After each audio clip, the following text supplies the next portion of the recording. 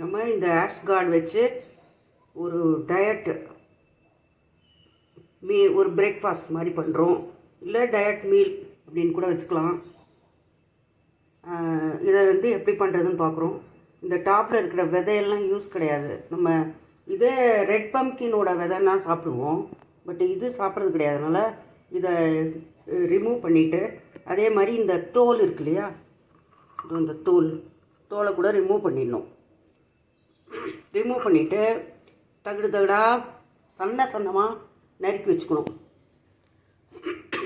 நறுக்கி வச்சுட்டு அப்புறம் அதை எப்படி பண்ணுறதுன்னு சொல்லி கொடுக்குறேன். தட்டைப்பயிறு இருக்கு இல்லையா, அது கொஞ்சம் நேரம் ஊற வச்சுக்கோங்க.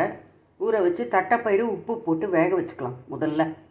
அது பயங்கர சத்து. இந்த தட்டைப்பயிறு வந்து நிறைய சத்து இருக்குது அதில்.